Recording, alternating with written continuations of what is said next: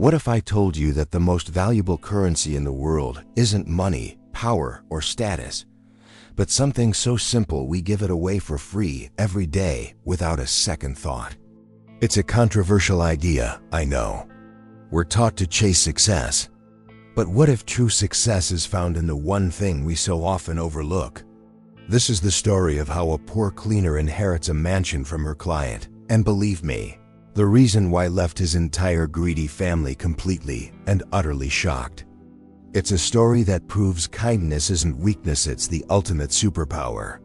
On one side, you have Stella Green, a woman the world decided was invisible.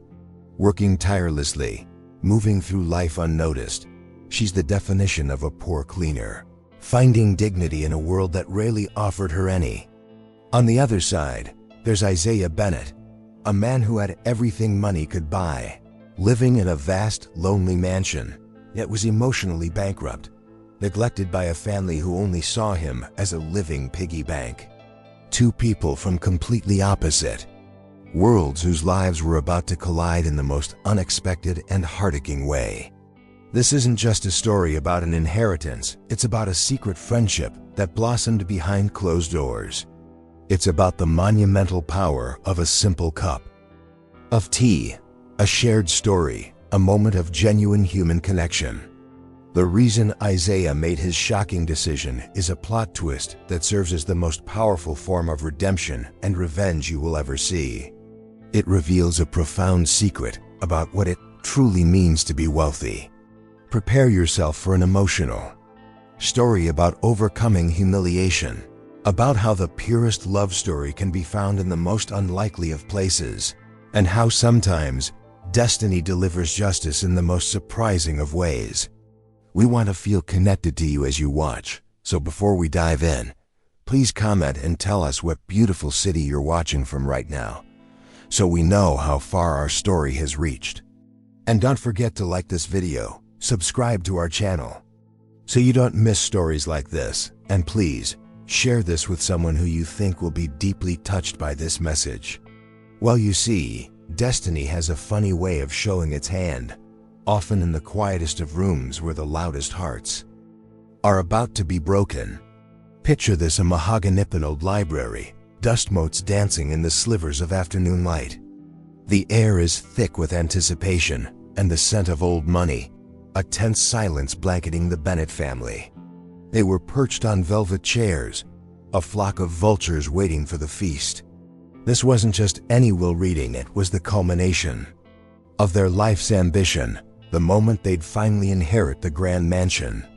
Their late patriarch, Isaiah Bennett, had been a titan of industry, and his fortune was the stuff of legends. His children and grandchildren, however, saw him not as a man but as a vault, one that was finally creaking open. They exchanged smug glances, their minds already spending the inheritance, redecorating the halls in their heads. The lawyer, a man who had seen it all, cleared his throat, the sound echoing like a gunshot. The surprise on their faces would be a picture, a real heart-aching moment of another kind. Then, the bomb dropped. The grand mansion, the sprawling estate, every brick and every blade of grass was not for them. The lawyer read the name from the parchment, a name that felt alien in that opulent room: Stella Green. A collective gasp sucked the air out of the library. Who in the world was Stella Green? The name meant nothing to them, a ghost at their banquet. This monumental plot twist left them utterly shocked, their greedy smiles melting into masks of pure disbelief.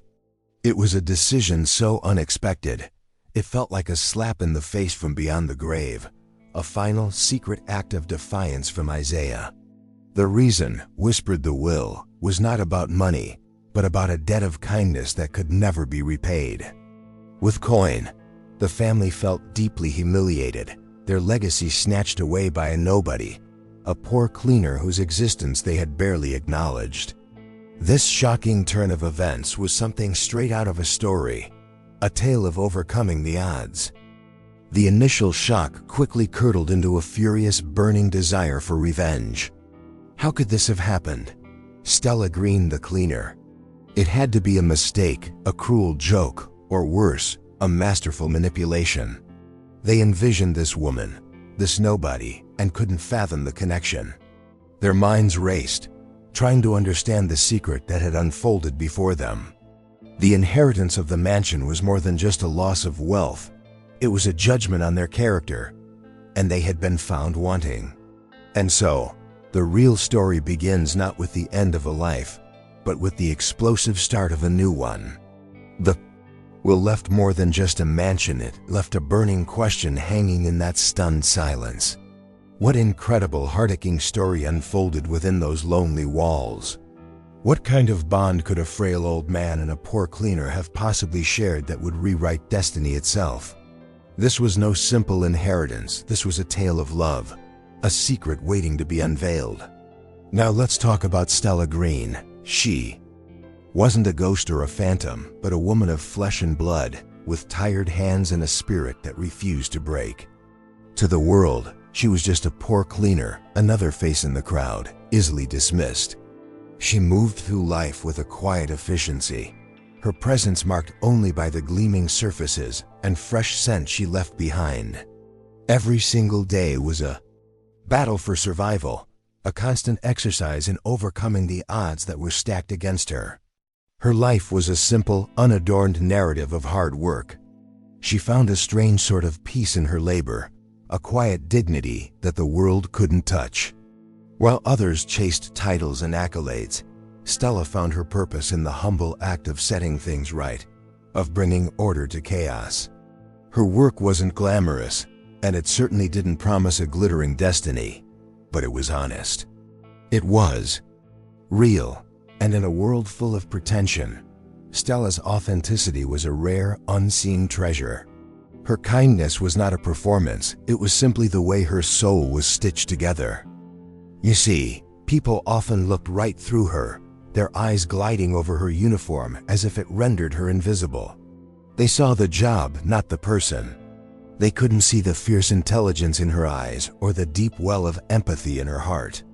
She was used to it. The casual disregard, the subtle ways she was made to feel small, but it never made her bitter.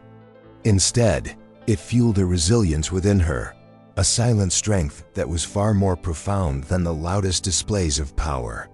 She worked multiple jobs, her days long and her nights short, all to stitch together a life that was barely her own.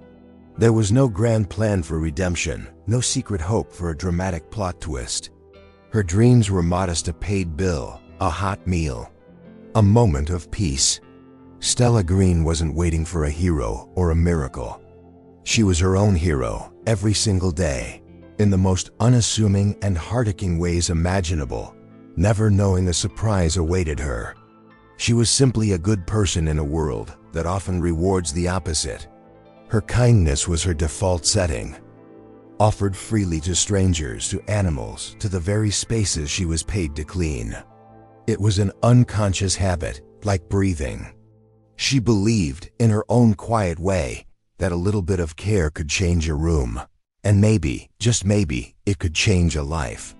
Little did she know her simple existence was about to collide with a world of unimaginable wealth and pain. And one of her jobs, the one she took at a vast lonely mansion on the edge of town, was more than just another source of income. It was a place where two vastly different worlds were set on a collision course. A place where her simple, unassuming nature would be put to the ultimate test, and where the quietest acts of decency would soon echo louder than any shout. What she found inside those walls was far more than just dust and forgotten relics. Now step inside that very mansion. From the outside, it was a fortress of success, a monument to a life lived large. But inside, it was a gilded cage, a lonely kingdom ruled by a frail old man named Isaiah Bennett. The silence in its vast, echoing halls was deafening, broken only by the ticking of a grandfather clock counting down his final days. He had everything money could buy, yet he was the poorest man in the world, starved of the one thing he craved: genuine human connection. It was a secret he kept locked away. His family were regular visitors, of course. They'd sweep in with their bright, false smiles and empty chatter, their eyes darting around the room, assessing the value of the paintings, the silver, the very chair he sat in. They saw him not as their father or grandfather, but as a living, breathing bank account, a placeholder for their future inheritance. They were waiting for him to die, and they weren't particularly subtle about it. Their visits were a performance of duty, utterly devoid of any real kindness. Isaiah, sharp as a tack even in his frailty, saw right through their charade. He saw the greed swimming behind their eyes, the impatience in their fidgeting. Each hollow "I love you" was like a small sharp stone thrown at his heart. They were so busy calculating their share of his fortune that they failed to see the man right in front of them, fading away from loneliness. This emotional neglect was a slow poison, leaving him feeling more like a ghost than the master of his own home. He would often sit by the large bay window, watching the world go by, a prisoner in his own magnificent mansion. The wealth that had once been a symbol of his power and success now felt like a wall, isolating him from anything real and true. His life had become a waiting game, and he feared he would leave this world without ever having been truly seen or heard by those who shared his blood. It was a heart-aching tragedy unfolding in plain sight, yet visible to no one. The irony was crushing. He had spent his life building an empire to provide for his family, only for that very empire to consume their souls, turning them into caricatures of avarice. They were so focused on the material legacy he would leave behind that they were actively destroying his living one. Their neglect wasn't just an oversight, it was a profound, daily act of betrayal, a constant reminder of his failure to cultivate love alongside his fortune, a fact that left him shocked in his old age. But as the old saying goes, when one door closes, another one opens. Or in this case, a door that was always there, but never truly noticed, was about to be opened by a new key. A new person was about to enter this lonely sanctuary, not with a hand outstretched for money, but with a quiet willingness to work. A presence that would, quite unexpectedly, bring a flicker of light into the deep, profound darkness of Isaiah's world. And so, Stella Green began her work at the Bennett mansion. At first, she was just a part of the background, a quiet presence moving from room to room. But Stella couldn't help but notice the profound loneliness that clung to the old man in the wingback chair. She saw past the wealth, past the grand mansion, and saw a human being who was starving for a simple human connection. So she started to do little things that weren't in her job description at all. It was just her nature. It began with a cup of tea.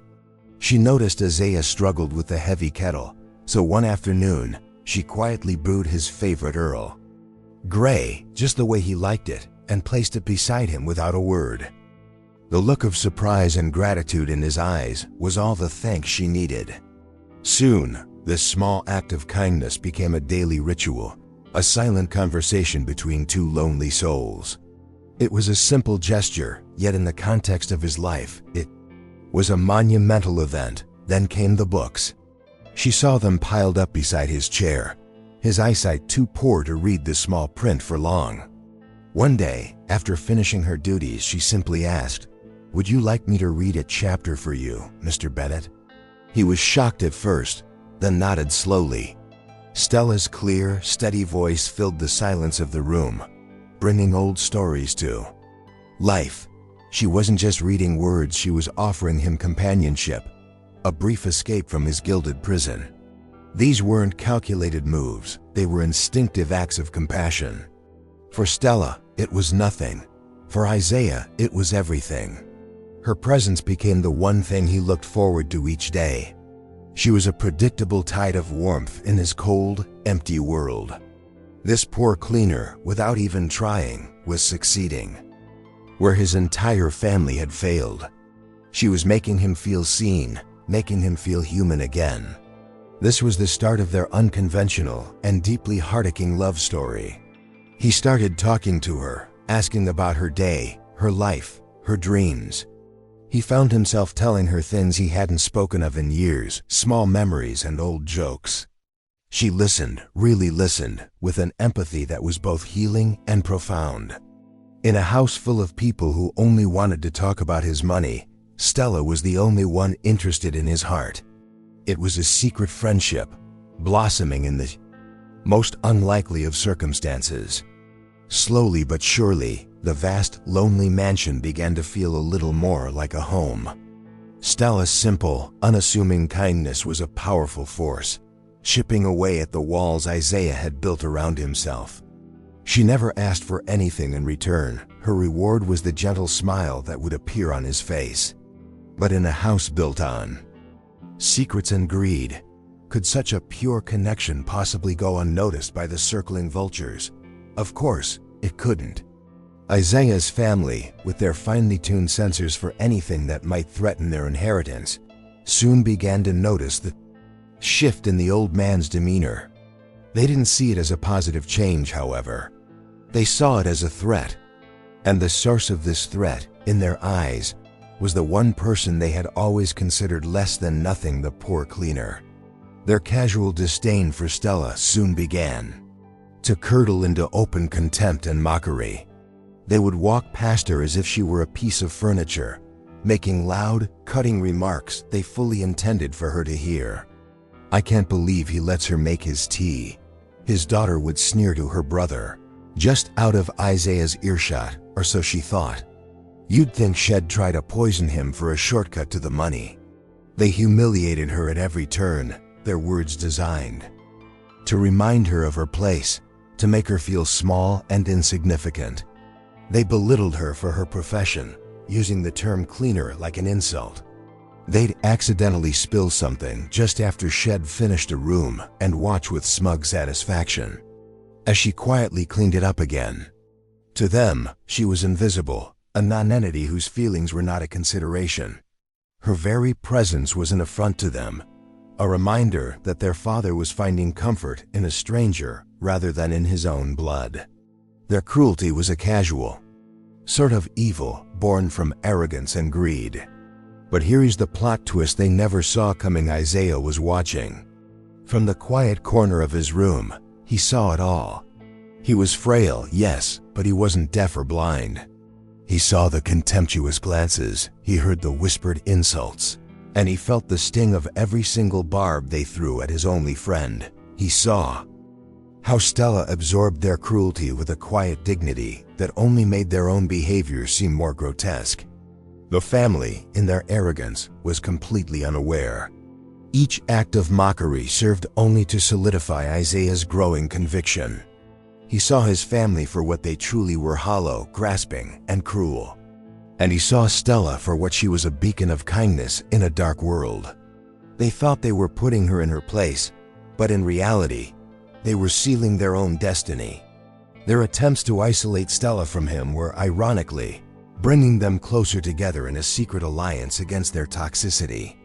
A quiet, righteous anger began to simmer in Isaiah's heart. It wasn't just about the insults to Stella, it was about the profound disrespect they showed to him by extension. They were so blinded by their greed that they couldn't see the simple truth right in front of them. And as he watched them laugh at Stella's expense, a new idea, a seed of a plan, began to take root in his mind.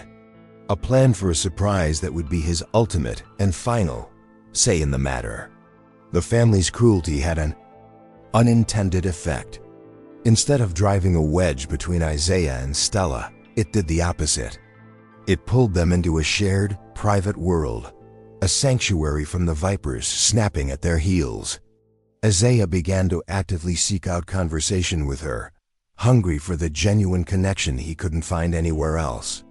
He started by asking simple questions, but soon, their talks deepened into something far more profound and emotional. He was constantly shocked by her. He discovered that beneath the quiet exterior of the poor cleaner was a razor-sharp mind and an unshakable integrity. Stella had opinions on art, on politics, on life itself, that were more insightful than anything had heard from his Ivy League-educated children. She spoke with a simple, honest wisdom that cut through the noise of the world. He found himself hanging on her every word, seeing the world anew through her eyes. Their conversations became the heart of his day. He would ask her about the book she read to him, and they would discuss the characters as if they were real people, debating their destinies and motivations. He learned about her struggles, the quiet story of her overcoming daily hardships without a shred of self-pity. He saw in her a strength his family couldn't even comprehend. This wasn't just a friendship, it felt like a meeting of minds, a true love story of the soul. He started confiding in her, sharing parts of himself he had kept secret for decades. He told her about his late wife, the real love of his life, and saw a genuine, heart-aching empathy in Stella's eyes that his family could never fake. He spoke of his regrets in business, the ruthless decisions he'd made, and she listened without judgment, offering a perspective that felt like a form of redemption. With Stella, he didn't have to be Isaiah Bennett, the tycoon. He could just be Isaiah. He was discovering that her kindness wasn't just a passive trait, it was an act of intelligence. She understood people, she understood pain, and she understood the value of things that couldn't be bought or sold. He realized with a jolt that he respected her more than almost anyone he knew. The label of cleaner had become utterly absurd to him. In their secret world, she was his peer, his confidant, his friend. This deepening bond was a quiet revolution happening within the walls of the mansion. The power dynamic had completely inverted. The wealthy patriarch was now learning at the feet of the humble cleaner. It was a beautiful secret dance of two souls finding each other in the twilight of one's life. But as their connection grew, so did the risk of the outside world crashing in, and he began to wonder what would happen when his family's suspicions turned into open warfare. The inevitable crash came sooner than expected. One afternoon, as Stella was quietly polishing silver in the dining room, she overheard voices from the adjacent study. It was Isaiah's son and daughter, their words sharp and stripped of all pretense. They were arguing, not about his health, but about his assets. They spoke of selling off his art collection, liquidating his stocks, and the final heart-wrenching blow, putting him in a care home to make managing the estate easier. Stella froze, the polishing cloth still in her hand. The casual cruelty of their plan was shocking. They spoke of their father as if he were an inconvenience, a piece of old furniture that needed to be moved out of the way before they could redecorate. There was no emotion in their voices, only cold, hard calculation. They were plotting the end of his life while he was still living it, a plot twist of pure, unadulterated greed. It was a conversation that would have broken a lesser person. She could feel a wave of anger rise within her, a fierce protective instinct for the kind old man in the other room. This wasn't just about an inheritance. It was about dignity, about the fundamental right to live out one's final days in peace and in the comfort of one's own home. They wanted to strip him of everything, not just his wealth, but his sanctuary, his identity. The thought of their potential revenge on him for simply existing was horrifying. Later that day, she found Isaiah looking more frail and defeated than she had ever seen him. He had overheard them too. The life was draining from his eyes, replaced by a deep, hollow despair. He didn't have to say a word, she understood everything. He felt his destiny slipping from his grasp, his life being dismantled piece by the very people he had created it for. It was a moment of profound emotional vulnerability. Instead of adding to his pain by telling him what she'd heard, she did something else. She pulled up a small stool beside his chair, took his frail hand in hers, and looked him directly in the eye. "This is your home, Mr. Bennett," she said, her voice soft but firm. "This mansion is your sanctuary. It's filled with your memories, your life, your love. And no one, absolutely no one, has the right to take that away from you." Her words were a lifeline in a sea of despair. It wasn't a promise of a fight or a plan for revenge. It was a simple, powerful affirmation of his right to exist. In that heart-aching moment, her kindness was a shield. Isaiah looked at her, a flicker of his old strength returning to his eyes. He had been given a weapon, not of anger, but of conviction. And now he knew he had to be certain. He had to know, once and for all, who truly stood with him. With a newfound resolve, Isaiah devised a simple, yet brilliant test. It was a quiet act, a secret mission to uncover the truth that he already suspected in his heart. The object of the test was his most prized possession, a vintage gold watch, a gift from his late wife on their wedding day. It wasn't the most expensive thing he owned, but it was the most valuable. Its worth was not in its gold, but in its memories, a concept he knew his family would never grasp. One morning, during his family's perfunctory visit, he made a great show of distress. "My watch!" he exclaimed, his voice trembling with practiced panic. "My Eleanor's watch. It's gone." It was right here on the nightstand. He watched their reactions closely. His son sighed with exasperation. His daughter offered a dismissive, "Oh, it'll turn up, father," before immediately changing the subject back to their own lives. They saw it as another annoyance from a senile old man. They didn't search. Not one of them so much as glanced under a cushion or behind a book. To them, it was just a thing, an object that could be replaced. Their lack of concern was the most damning evidence of all. They couldn't be bothered to look for the one thing that connected him to his greatest love story.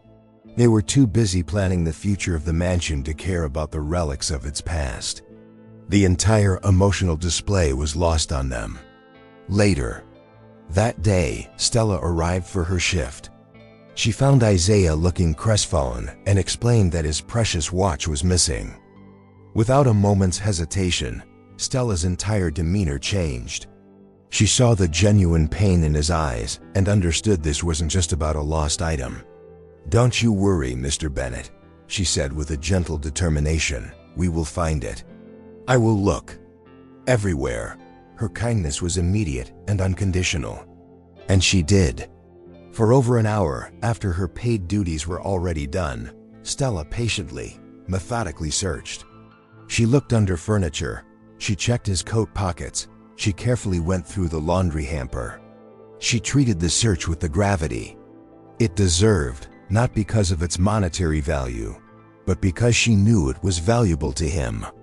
It was an act of pure, unadulterated empathy, a testament to her character. This was her own quiet way of overcoming the situation. Finally, she found it. It was sitting on his bookshelf, partially hidden behind a framed photograph of his wife, exactly where Isaiah had secretly placed it that morning. He had watched her entire search, his heart swelling with a mix of sorrow for his family's failure and immense gratitude for Stella. The surprise wasn't that she found it, but the care with which she looked. The test was complete. The results were in. And now he knew exactly what he had to do next. The incident with the watch broke the final dam in Isaiah's heart. He now knew, with absolute certainty, who his true inheritor of memories was. It was Stella. So he began the process of transferring his most precious assets, his stories. He started to confide in her, truly confide, in a way he had never been able to with his own children. He was entrusting her with his soul, the one thing his family had never shown any interest in. He told her about his childhood, growing up, poor with a fierce determination to build a better life. He spoke of the hunger, the struggle, and the relentless drive that forged his empire. As he spoke, Stella saw not the frail, wealthy man in the chair, but the ambitious, dreaming boy he once was. She was listening to the secret history of Isaiah Bennett, a story of overcoming that was far more valuable than the contents of his vault. Their time together transformed. The mansion's lonely rooms became a stage for his life's play. He would point to a vase and tell her the story of buying it in Paris with his wife, Eleanor, their laughter echoing in his memory. Had described the fierce business battles had won, the betrayals had suffered, and the moments of unexpected grace. He was giving her the emotional blueprint to his entire existence, a truly heartaching gift. Stella, in turn, became the guardian of his legacy. She wasn't just a passive listener, she asked questions. She remembered details. She connected with the emotional core of his tales.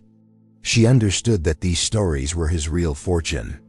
While his family was busy appraising the physical mansion, Stella was tenderly curating the memories that had made it a home. She was the only one who saw the ghosts of laughter and love in its empty halls. This was their secret. An invisible transfer of wealth was happening right under the noses of his greedy heirs. He was giving her the context, the meaning, the very soul of the Bennett name. It was an act of profound trust, a recognition that she, the poor cleaner, had more integrity and capacity for love than his entire bloodline combined. It was a strange and beautiful love story, built on shared secrets and mutual respect. He was, in essence, making her the spiritual heir to his life, long before any legal document would make it official. He knew she would cherish these stories, that she would understand the man behind the money. He was ensuring that he would not be forgotten, that the essence of who he was would live on in the heart of someone who truly saw him. But as this intimate bond became more and more apparent, the storm clouds on the horizon began to gather with a jealous fury. The family could no longer ignore it. The sight of their father, animated and engaged in conversation with the cleaner, was more than they could stand. They couldn't comprehend the genuine bond before them, so they interpreted it through the only lens they knew: greed. Their suspicion festered into a certainty.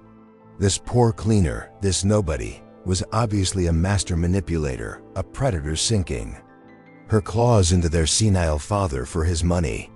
The confrontation was brutal and calculated. They cornered Stella one afternoon while she was serving Isaiah his tea, creating a stage for their vicious performance. "What exactly are your intentions here?" his son demanded, his voice dripping with condescension. "How much do you think you're going to get out of him? Do you have any idea who you're dealing with?" They didn't even look at Isaiah, treating him like a senile accessory to the scene. His daughter chimed in, her words like venom. "We see what you're doing," she spat, whispering in his ear, pretending to be his friend. "It's disgusting. You are a thief, preying on a vulnerable old man." They humiliated her completely, stripping her of her dignity with their vile accusations. They painted her kindness as a weapon, her compassion as a strategy. For Stella, who had only ever offered genuine care, it was a deeply shocking and painful assault. She stood there, speechless, the teacup trembling in her hand. Her face paled, and for the first time, Isaiah saw tears welling up in her eyes. She was being punished for the very qualities that made her so special. They were trying to break her, to chase her away, to re-establish their control over the mansion and its master. It was their ultimate play for the inheritance, an attempt to eliminate the competition through sheer cruelty. This was not just an accusation, it was a character assassination. They threw her poverty in her face, mocking her clothes, her life, her very being. They wanted to make her feel so small and worthless that she would simply disappear. In their minds, this was a necessary act of revenge against the woman who had stolen their father's affection, a sentiment they equated directly with his fortune. They were fighting for their financial destiny, and they would crush anyone in their way. Isaiah sat in his chair, silent, observing the entire horrific scene. His family, so confident in their attack, had made a critical error. They had forgotten. He was in the room, not just as a prize to be won, but as a judge. They had shown him their true, ugly souls in the most undeniable way possible. And in humiliating Stella, they had just handed Isaiah the final piece of evidence he needed to render his final judgment. The question was, what would he do with it? In that tense, poisoned silence, everyone expected Isaiah to shrink, to capitulate, to the will of his powerful children. They expected him to look at Stella with newfound suspicion and dismiss her on the spot. But they had underestimated the old lion. Slowly, painfully, Isaiah pushed himself up from his chair, his frail body trembling not with weakness, but with a volcanic rage. He had been quiet for too long. His moment of redemption had arrived. Enough, he said. The word was not a shout, but it cut through the room with the force of a thunderclap. His children turned, shocked to see him standing, to see the fire blazing in his eyes. Not another word. He took a shaky step, positioning himself slightly in front of Stella, a frail but unmovable shield. The surprise on his family's faces was absolute. They had not expected him to fight back. He turned his gaze upon his son and daughter, and for the first time in years, they saw not a frail old man, but the titan of industry he once was. You stand here in this house, a home built on work and love, and you speak of value? He said, his voice dripping with disdain. You, who have never known the value of a single thing that wasn't stamped with a price tag. His words were a direct hit, and they visibly flinched. This woman, Isaiah continued, gesturing toward Stella, has shown more character and integrity in the last few months than you have shown in your entire lives. The family was shocked into silence. Her kindness, her decency, her simple human compassion, that is a currency you will never understand. Her character alone is worth more than this entire mansion, more than every penny you are so desperately waiting for me to leave you. It was a declaration of war. He was not just defending Stella, he was passing judgment on them. He was telling them that their entire value system was bankrupt. The inheritance they had built their lives around was, in his eyes, worthless compared to the heart of the poor cleaner they had just humiliated. The plot twist was that the powerless old man held all the power, and he was finally using it. He then looked at Stella, his expression softening into one of profound, heart-aching gratitude. You will not be leaving, he said to her, his voice clear and strong for all to hear. Then he turned back to his stunned children. But you will. He pointed a trembling finger toward the door. Get out of my house, and do not come back. The finality in his tone was absolute. The battle was over, the lines had been drawn, and the consequences of this day would change everything forever. The very next day, Isaiah Bennett made the most important phone call of his final years. He summoned his lawyer, not with the weary resignation of a man preparing for the end, but with the quiet, determined focus of a man setting things right. The confrontation with his family had not been an ending, but a beginning. It was the catalyst for his final secret masterpiece, his ultimate act of defiance and love. In the quiet of his study, with the door firmly closed, Isaiah dictated his new last will and testament. It was a complete overhaul, a systematic dismantling of his family's expectations. He didn't do it out of spite, though a small part of him felt a grim satisfaction, a sense of righteous revenge. No, his motivation was far deeper, far purer. He was acting as a custodian of his own life, ensuring it would be left in the right hands. He was bequeathing his entire fortune, his beloved mansion, not to the woman who cleaned his floors, but to the woman who had salvaged his soul. He did this because he knew, with a certainty that resonated in his bones, that only Stella valued what was truly important. She had listened to his stories. She had cherished his memories. She would see the mansion not as a collection of assets to be liquidated, but as a living museum of a life well-lived. This decision was his final love story, a tribute to the woman whose kindness had reminded him what love was. His family saw the house as a prize. Stella saw it as a sanctuary. His family wanted to possess it. Stella would know how to preserve it. She understood that the true inheritance wasn't the deed or the bank accounts, but the echoes of laughter in the hallways and the warmth of his late wife's presence in the garden. The lawyer listened, taking notes, a flicker of surprise in his professional gaze. He was witnessing a profound act of moral clarity. Isaiah was choosing meaning over blood, connection over obligation. It was a shocking move, a plot twist that would send seismic waves through the Bennett dynasty, but it felt like the most logical, most righteous decision in the world. It was the sealing of one destiny and the complete rewriting of another. As the lawyer left, the ink still drying on the documents that would change history, Isaiah felt a sense of peace he hadn't experienced in years. He had protected his legacy. He had honored the one person who deserved it. He had turned a tale of neglect into one of redemption.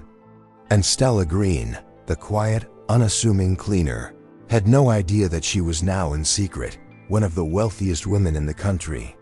Life in the mansion found a new, quiet rhythm after the storm. The shouting matches were replaced by a gentle peace. With his family gone, Isaiah seemed to breathe easier. The oppressive weight of their greed lifted from his shoulders. And through it all, Stella remained his constant, a steady beacon of light. She was completely blissfully unaware of the monumental secret that now lay locked in a lawyer's safe, a secret that had reshaped her entire destiny. Nothing about her changed. She still arrived on time, still brewed his tea perfectly, still read to him in the afternoons with her soothing voice. Her kindness hadn't been conditional on his defense of her, and it didn't waver now that they were alone. She cared for him with the same unwavering compassion she always had, because it was simply who she was. It was never a performance. This was the heart-aching truth of Stella Green. She noticed he was happier, more at peace, and for her, that was reward enough. She never asked about his family or the argument she had been at the center of. She simply focused on bringing him comfort and companionship in his final days. Their friendship deepened even further, settling into a comfortable, easy silence that only true friends can share. She was helping him through the final stages of his life's journey, a gentle guide in his overcoming of worldly attachments. If she ever wondered about what the future held, it was only in the context of her own humble life.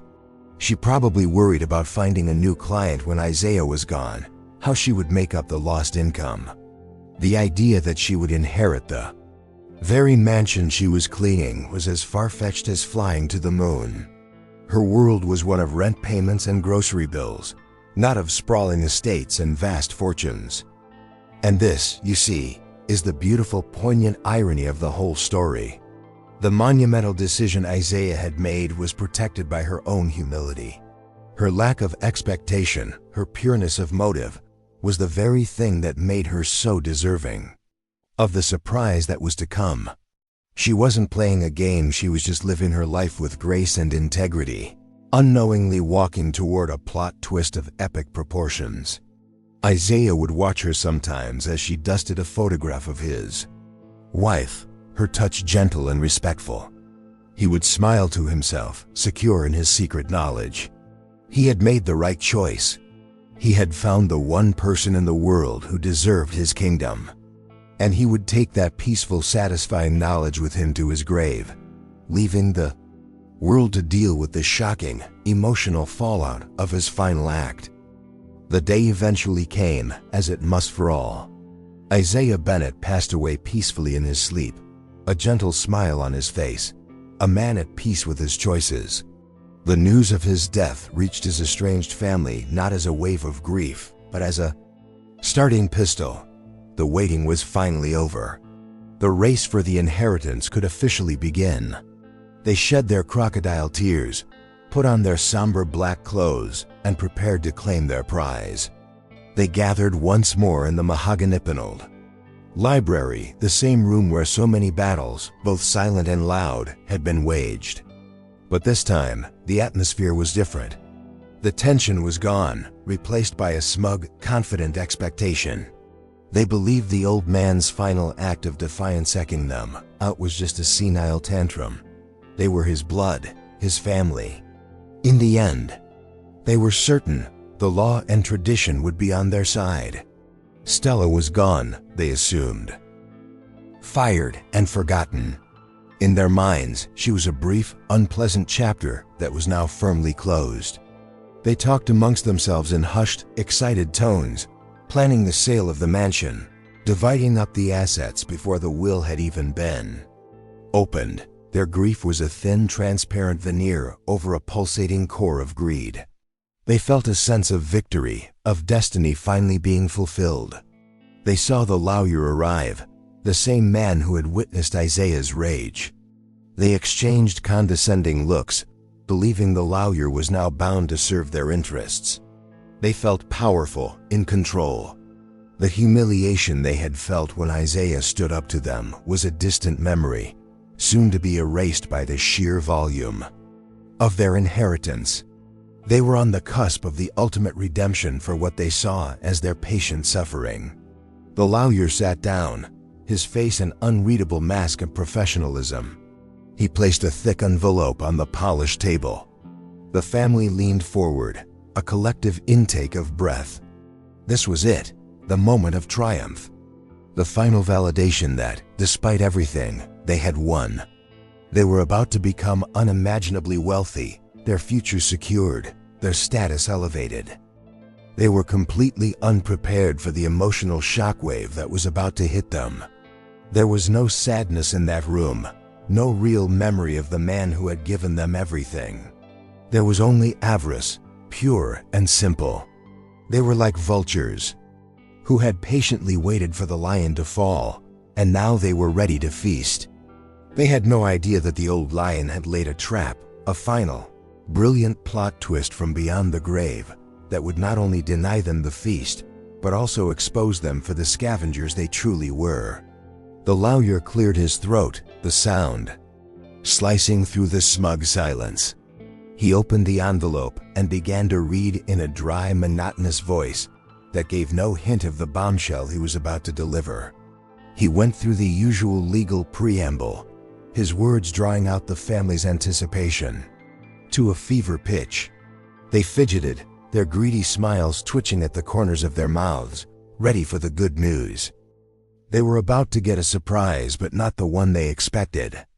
As to the primary residence, the property known as the Bennett Mansion, and its full contents, the lawyer read, pausing for dramatic effect, along with the entirety of my remaining financial assets, stocks, and bonds. He let the words hang in the air. This was the main event, the jackpot. The family leaned in so far they were nearly falling out of their chairs, their eyes wide with expectation. Then came the 9 words that shattered their world. I bequeath, in their entirety, to Miss Stella Green. The silence that followed was not empty, it was a physical thing. A crushing weight of disbelief and shock that sucked all the air from the room. The family members stared at the lawyer, then at each other, their faces a comical mask of confusion that quickly morphed into horror. That it had to be a mistake. A joke. What did you say? Isaiah's son finally stammered, his voice a choked whisper. Read that again. The lawyer, without a change in his expression, simply read the sentence again. His voice clear and unwavering. Stella Green, the poor cleaner, the woman they had humiliated and cast out. The name echoed in the library like a death knell for their dreams. This wasn't just a loss, it was the ultimate humiliation. The shock was so profound it was almost paralyzing. The smug confidence evaporated, replaced by a sputtering, impotent rage. This wasn't a plot twist, it was a character assassination delivered from the afterlife. Isaiah hadn't just disinherited them, he had given their birthright to the one person they despised most in the world.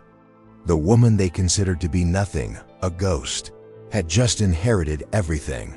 Their destiny had been stolen.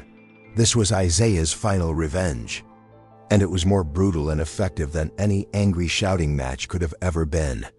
He had hit them where they lived, not in their hearts, for they had none, but in their bank accounts. He had used his fortune as a final powerful statement on their character. The inheritance of the mansion by Stella Green was not just a legal transaction, it was a moral judgment, and they had been found guilty. But the final, heart-aching explanation was yet to come, just as the family shock was about to boil over into a volley of threats and accusations. The lawyer held up a hand. There is one final item, he announced, pulling a handwritten letter from the envelope. Mr. Bennett asked that this be read aloud. He began to read, and as he did, Isaiah's voice seemed to fill the room, calm, clear, and full of a power that transcended death itself. It was his final testimony. To my children, if you are hearing this, the letter began. It means you showed up, and for that, I suppose I should be surprised. But your presence today is not proof of your love, only of your greed. For years, you have looked at me and seen only a vault. You waited for me to die so you could claim the contents. You have been so focused on my riches, you never once stopped to see if I was rich in spirit. You are probably shocked that I have left everything to Ms. Stella Green. You are probably calling her a thief, a manipulator. You are wrong. She is the only person in my final years who asked for nothing and gave everything. The letter was a direct, emotional confrontation. She did not see a bank account. She saw a lonely old man. She did not see a mansion. She saw a home. She reminded me that the greatest treasures in this life are not things we own, but the moments of connection we share. I am not paying Stella for her service. Isaiah's words continued to pour from the page, each one a testament to his love story with kindness. I am gifting my legacy to the only person who understands its true value. This house is not made of bricks and mortar, it is made of memories. It is filled with the echoes of love and laughter from a wife you barely remember. Stella will protect those memories. You would have sold them to the highest bidder. The letter was his final act of redemption. It laid bare the truth for all to see. He had chosen humanity over bloodline, compassion over obligation. It was a heartaching final lesson from a man who had learned it almost too late. True wealth, the lawyer read, is not in what you accumulate, but in what you give away. The greatest currency we have is kindness. In that regard, Stella is the richest person I have ever known, and you, my children, are the poorest. The letter concluded, leaving a silence more profound than any before it. The family was left with nothing but the weight of their own shame. They had been defeated not by a clever legal strategy, but by a simple, undeniable truth. Stella Green, the poor cleaner, inherited the mansion not because of a grand plot, but because of 1,000 small, decent acts. It was the ultimate and most beautiful plot twist of all, proving that the best parts of us are, and always will be, priceless. And so the story of the poor cleaner and the lonely millionaire comes to an end. But its message is one that we hope stays with you. It's a powerful reminder that in a world obsessed with net worth, our true value is measured by our character. Isaiah Bennett's final act wasn't one of revenge, but one of profound love and justicia. Final, heartaching testament that kindness is the only inheritance that truly matters. Stella Green's story shows us that you don't need a mansion to be rich in spirit. We are so grateful you joined us for this emotional journey of destiny, surprise, and redemption. Now we want to hear from you.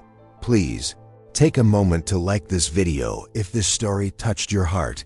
More importantly, share what impacted you the most in the comments below. Was it the family's shocking greed, Stella's unwavering kindness, or Isaiah's final powerful letter?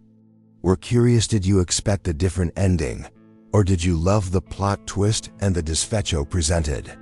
Let us know your thoughts. Your engagement means the world to us. So please follow our channel for more stories that make you think and feel. We have a library of older videos just waiting for you, and you definitely don't want to miss the powerful stories we have coming up next. Thank you for being here and for being part of our community.